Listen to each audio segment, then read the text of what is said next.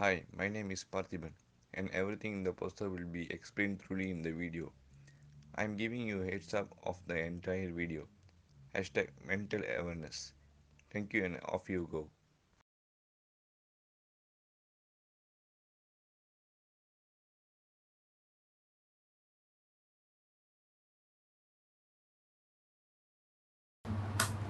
Hey guys, this is Simon, and this is the disclaimer. What you're about to see or listen to in the video might be very disturbing for you, and for that, we apologize. We, as a group, are trying to raise social awareness on mental health problems. This video is made for educational purposes only. We meant no harm to anybody of any kind. For those of you who have or have not been diagnosed with mental health problems before, stick to the very end of the video. You might learn a thing or two. And if it helps you in any sort of way, or you just gather some information that you didn't know about, we'll feel very honored. And again, we want to thank you for watching this video. Lastly, I would like to say that for those of you who have been diagnosed with mental health problems, we are trying very hard to help you. Please reach out to the person which you feel very connected to, who you are comfortable with, and we want you to know that you are not alone, and we are here to help you. So guys, this is our video on raising social awareness for mental health issues. Thank you.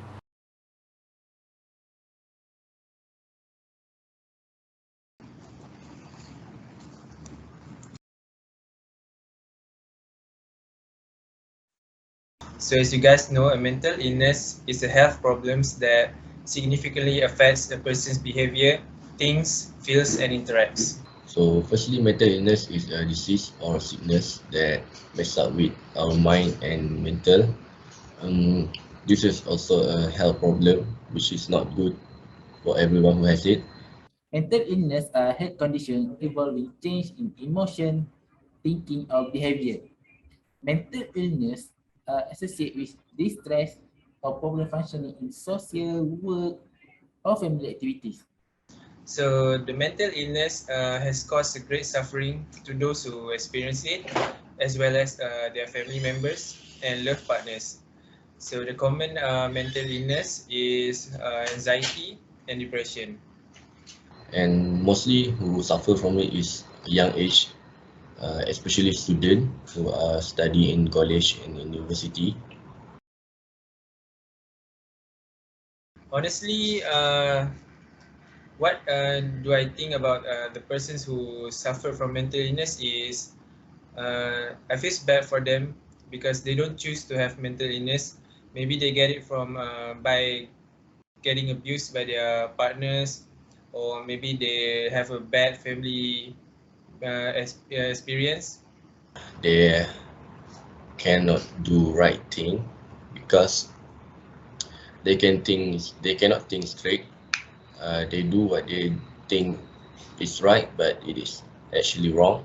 Many people who have mental illness do not want to talk about it. But for me, mental illness is nothing to be ashamed of. It is medical condition just like heart disease and diabetes.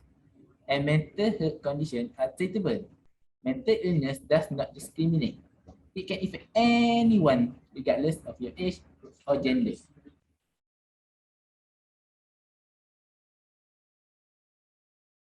For us, we need to prevent this abusive or bad experience to other people's, so they didn't get mental illness, and we should help a person who suffered by this mental health so that they can be cured and be treated well by others.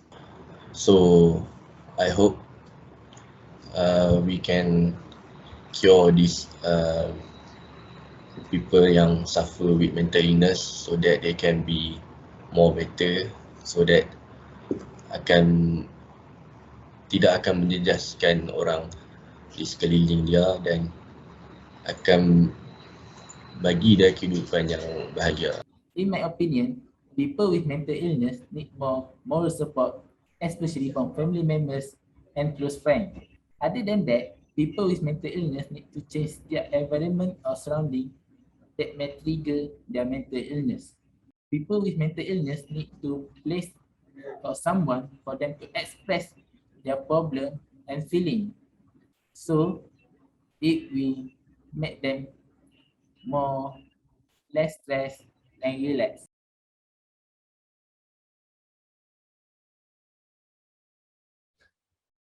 With the ongoing COVID-19 pandemic, there is definitely a lot more stresses than we used to have in the world. And it is something that shouldn't be ignored at all. I believe every single one of you here listening have either experienced mental stress, depression, or something similar in your lives. A mental illness is a health problem that will significantly change how you think, how you feel, how you behave, or interact with other people or some sort of situation. All of these are diagnosed according to a standardized criteria by all the experts. The term mental disorder is also used to refer to these health problems. Whether it is from you failing your recent exam, facing against mountain loads of work given by a boss, or having a breakup with your partner, or just simply not being able to get your limited edition shoes that you wanted forever. You will definitely experience some sort of pain from these mental illness, and you are forced to find ways to deal with it. Some is just quite low level, some is very serious. Some of you may have either directly faced it, talk to your family about it, or just run away from it to deal with all these mental illness or mental war you have been facing. Based on a research by National Alliance on Mental Illness, 43.8 million adults live with mental illness every single year. There are many people out there who are lost sight from the light and unable to save themselves from this mental illness, completely blind from it, slowly hurting themselves time to time without even realizing they have this issue at all. Mental disorders like communication syndrome, commercial, and autism are almost often misunderstood as a person is a weird shut-in who didn't want to talk to anyone. But the truth is the other way around. Them and many other people who are suffering some sort of mental illness need help to face these issues before it is too late. There is 11 points that we can spot on someone that have mental illness. So point number 1, sleep or appetite change. Dramatic sleep and appetite change or decline in personal care. And number 2, mood change. Rapid or dramatic shift in emotions or depressed feeling. And number 3, withdrawal. Recent social withdrawal and loss of interest in any activity that previously enjoyed. And number 4, drop in functioning. An unusual drop in functioning like at school, work, or social activities. If at school, such as quitting sport, failing in school exam, and if work, difficulty performing familiar tasks. And number 5, problems thinking. Problems with concentration, memory, or logical thought, and speech that are hard to explain. And number 6, increased sensitivity.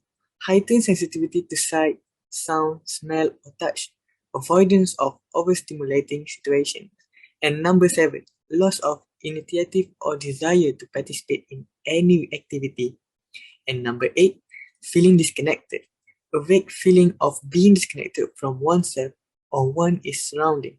A sense of unreality. And number 9, illogical thinking.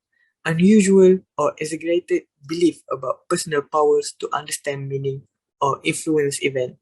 Illogical or magical thinking typical of childhood in an adult. And number 10, nervousness. Fear or suspiciousness of other or a strong nervous feeling. And lastly, unusual behavior, being odd, uncharacteristic, and peculiar behavior. One or two of these symptoms alone can predict a mental illness but may indicate a need for further evaluation. If a person is experiencing several at one time and the symptoms are causing serious problems in their ability to study, work, or relate to others, he or she should be seen by a physician or mental health professional. So for those feeling very stressed out about their mental health, do not worry. There are many options available to you in Malaysia to help you cope with your mental health problem. So before consulting with trained professionals and experts, you should try speaking with your family and friends first. Many a time, poor mental health are caused by poor communication and social life. Thus, talking with people you are close with and telling them about your emotion, your feelings, and generally about everything you want them to know might help you feel better. But if that doesn't work, you can try visiting doctors in nearby clinics or hospitals.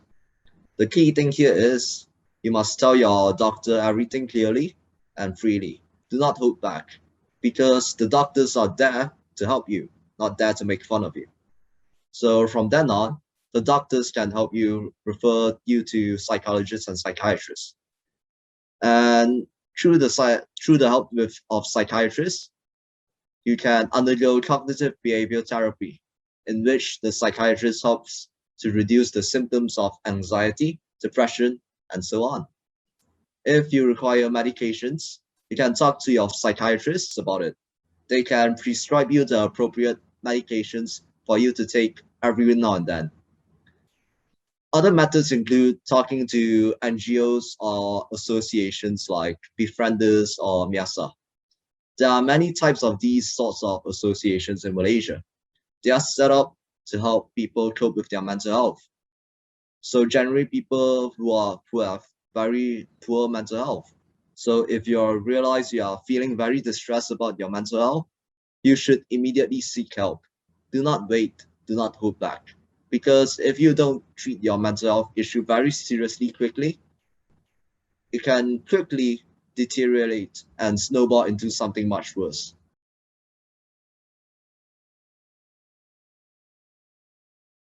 First is compassion.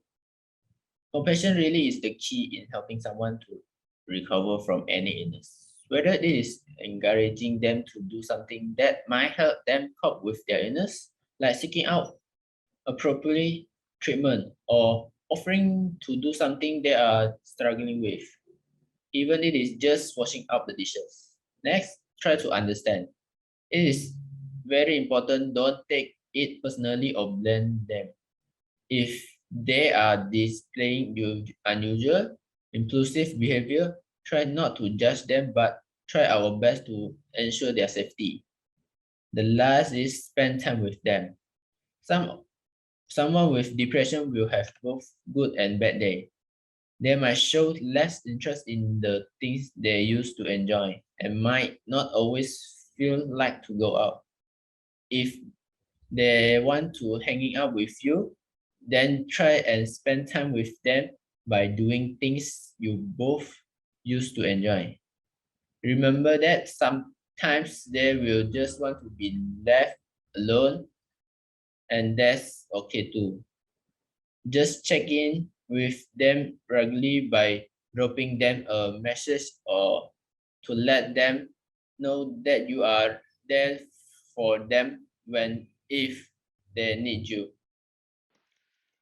This is our official poster. Our title is Their Fight is Our Fight. What we are trying to say from this title is that someone who is mentally ill should know that they are not alone, and we who are capable of helping them should help them. Our campaign also aligns with two other SDGs, which are SDG 3 and SDG 10. Just below it, we also include a picture of a man. What this picture is trying to say or portray is that a person who is mentally ill is living in the shadows. That is what we don't want, hence the picture. Another big highlight, which is enough is enough, they deserve better.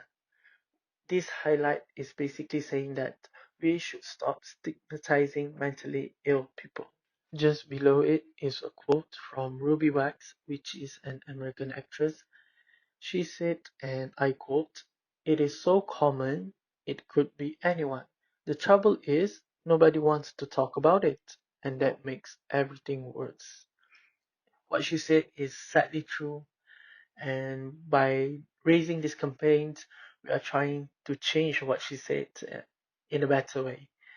So here are some statistics from 2017 reported by UNICEF. 790 million people suffers from mental health problems, and another 160 million children are diagnosed with at least one of the mental health problems. Our last and final message from this video is stop stigmatizing mentally ill people. They are just as much human as we are. Everybody is the same, and indeed, everybody is equal.